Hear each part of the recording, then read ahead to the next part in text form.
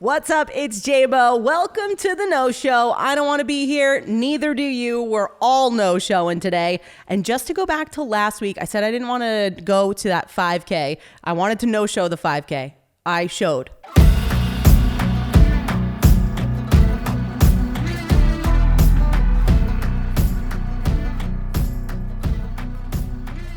Worst 5K I've ever run, 44 minutes, was way too long for me. It was at Barton Orchards, Poquay, New York, for a great organization, Sparrow's Nest. Look it up. They help out families who are going through cancer diagnosis. They make food and meals for them. Great cause. Awesome. I'm so glad I did it for a great cause, raised some money for some great people. But oh my goodness, I did not know there were so many hills. I didn't realize there was terrain, rocks. It was like I was doing a mountain climb. It was awful. I was sweating, but I feel good about it. And I'm running again. So it kind of inspired me to keep going, which is great. But yeah, I should have no-showed it because after the 5K, I went out to a place in Pine Bush, New York, and I went to something called the UFO Fair. Actual thing, because Pine Bush, New York is the capital of the UFO sightings in the Northeast. Look it up. That's an actual fact. They've had like 3,000 UFO sightings in the last 25, 30 years, which is crazy. There's also a documentary called Alien Invasion Hudson Valley that takes place in like Pine Bush and all these different towns in the Hudson Valley because there's so many UFO sightings. Neither here nor there. I went there with a friend of mine. They picked me up, and when they came to pick me up, I was like, you know what? I'm going to put this dress that I need to return in the trunk of my car. Put it in there. Fine, whatever. Get home from the UFO fair after I bought a UFO t-shirt, UFO sunglasses, and UFO headband. And I get home. I'm looking through my bag to open my front door, and I can't find my keys. This is all Saturday. This is after I went to the 5K, so I was still a little tired, still a little sick. And I'm looking. I'm like, where are these keys? The UFOs, the aliens must have abducted these keys. I lose it. My dad comes down to save me. He's got a spare key for me. I'm like, thank God. But on that key ring, I had two fobs, a fob for my job and a fob for the front door of my apartment, which I can only get in from 9 p.m. to 7 a.m. It's locked. I can't get in without the fob. So I had to cancel all my plans that night, stayed inside, whatever, that's fine. Next morning, 5:30 a.m., my dog's like, I got to go to the bathroom. I take him out. I try to jimmy the door open and keep it open from locking with a scrunchie, because a scrunchie, why? I don't know. I wanted to be kind to my neighbors. I didn't want to put a brick or a weight out there. Like they were going to wake up at 5:30 when I'm walking my dog. I'm the weirdo doing that. Anyways, tried to keep it open. It slammed shut.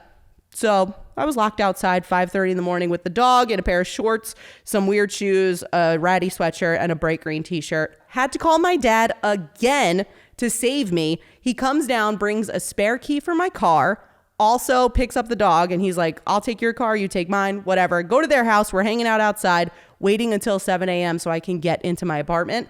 And he's like, let me take your car out, because it's brand new. It's the Kona I talked about last time. Still haven't named her. We'll get to that.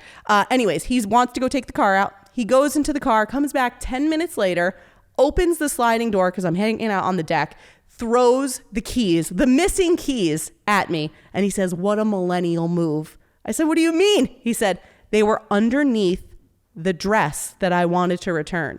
I must have had like a bunch of stuff in my hand and put it all in my trunk, and it was the keys underneath the dress.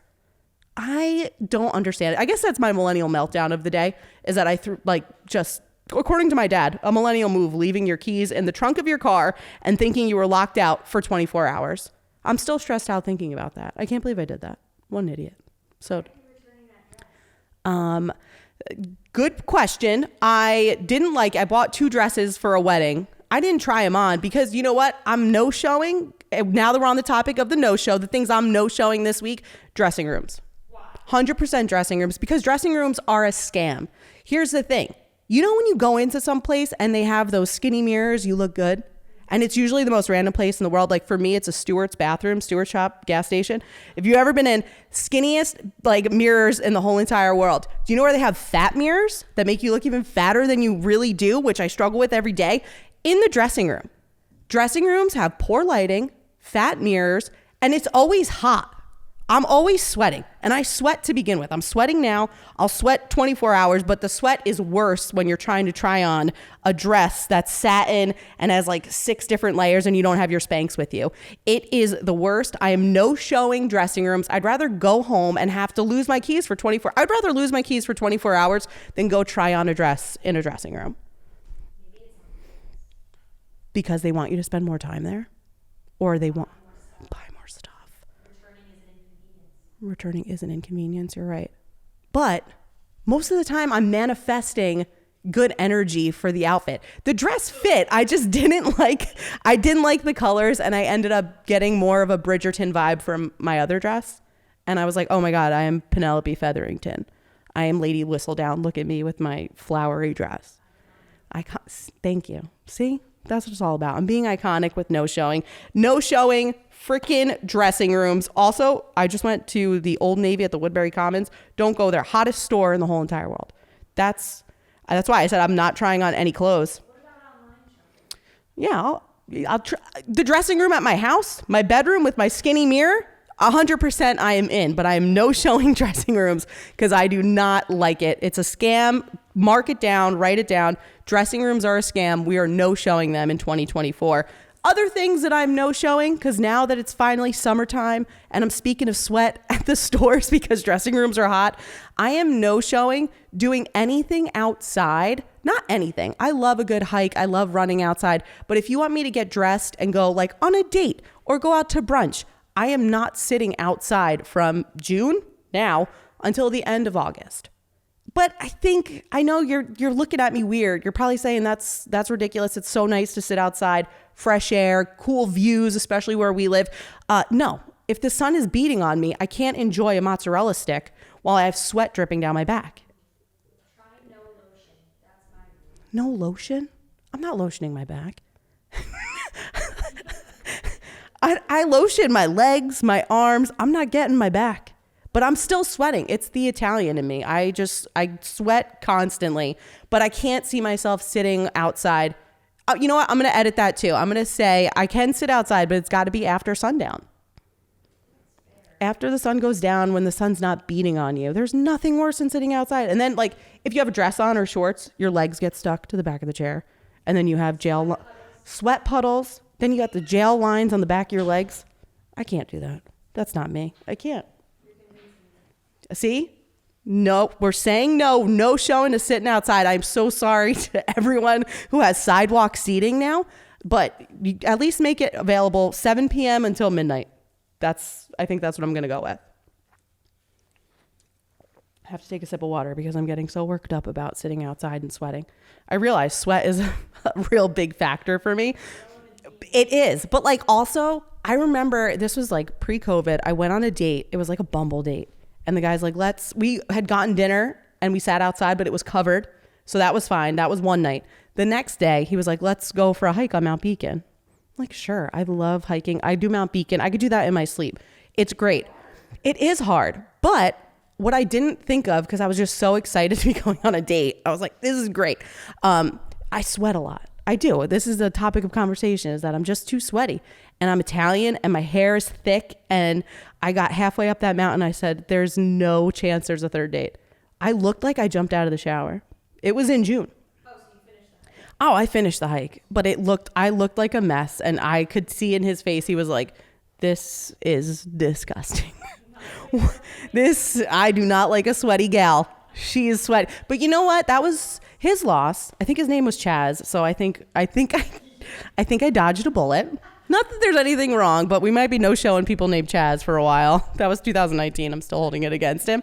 But I mean, I don't know. People are into sweat now. I probably could start an OnlyFans where it's just like sweat based. See?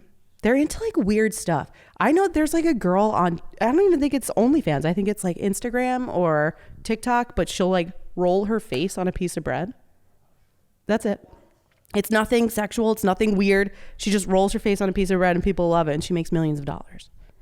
So if I don't know if it's OnlyFans or if it's Instagram or TikTok, but she's doing like, she's there and just smashing her face into bread. So people are into everything. So Chaz is lost, but I can make millions being a sweaty gal. So maybe new business plan. I said no show to doing stuff outside from June until the end of August, but maybe I'll make millions sweating on OnlyFans. Sweaty. I have to think like glistening gal, like sweaty gal J-Bo. I don't know. There's definitely a niche market for sweaty girls on OnlyFans. I've convinced you on a lot so far. I got you on dressing rooms, scam, no showing dressing rooms, sitting outside. What happened? I only online shop. Yeah. And see? That's the thing. Because you don't want to go into a dressing room. Subconsciously, you're saying, I don't want to go to a store and go into a dressing room, try this stuff on. I'm just going to order it from Amazon and then what? Go to Kohl's to return it? Because isn't that the whole thing now? You go somewhere like did I just age myself? Because I think there's only certain places you can, that you can send Amazon stuff back. But I think you can do it at The mall. Oh, like a UPS. That makes sense. I didn't think about that. But we're still no showing. We're no showing dressing rooms. We're no showing sitting outside until I make my millions on sweaty OnlyFans. And you know what? We're going to no show. Now that I mention it, I have times for everything. I'm no showing any kind of plan, any kind of event after 7 p.m. If you invite me to hang out at 7 p.m. on a Tuesday, after 7 p.m. on a Tuesday, I'm not going. Someone texted me the other day, said, hey, let's go do trivia at 9 p.m. on a Tuesday. 9 p.m.? No shot. I am in full REM sleep. I'm not doing a thing. You can't catch me. You can only catch me in my dreams. That's where I'm at 9 p.m. in the middle of the week. Fridays, I'll push it. I'll do stuff after 7 on Fridays, I think. I'll make an exception. I think like 8:30, as long as I could be home in bed by 10 p.m. 11:30. 11:30 could be it, I think. I don't know. Yeah, but I'm so tired. You're telling me you're not tired after working all week. Friday comes around. You don't want to just sit at home in your pajamas, crack open a bottle of wine, and put on your favorite Netflix show. Yeah, that's fine. And my whole thing now is I'd rather do everything in the afternoon. So if it's a weekend, again, no showing, plans after 7 p.m., call me up, be like, hey, do you want a day drink? Be like, absolutely. Hungover by 5? Psh, that is the best. And guess what? Everything's still open so you can get food. Because that's been a big issue lately, is that everything's closed. DoorDash takes 75 fucking minutes to get a small French fry and a Diet Coke. At 5 o'clock, I can get that in 28 minutes. And also, I just learned that Grubhub, if you have an Amazon Prime account, it's like $0 for, what's it called? Shipping. When they bring it to your house, whatever the fee, delivery fee. That's it. $0 delivery fee. If you have an Amazon Prime account, you use Grubhub and they don't charge you for delivery. So you automatically have a Grubhub? Automatically. I didn't know it. One of the girls in my dog moms group, where we all walk the dog, said, save your money on Grubhub. And yes, I'm in a dog walking group. That's a story for another day. We go to dog walking groups. We hang out with the dog moms and the dog dads. We are definitely showing up for that. But we are no showing plans after 7 p.m. because that's just how we roll. That's just how I do. Like I said, it's J-Bo on the no show. I don't want to be here. Neither do you. We are all no showing today.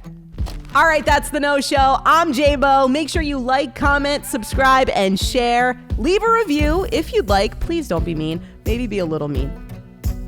The No Show is now streaming on Apple Podcasts, Spotify, and YouTube. Later.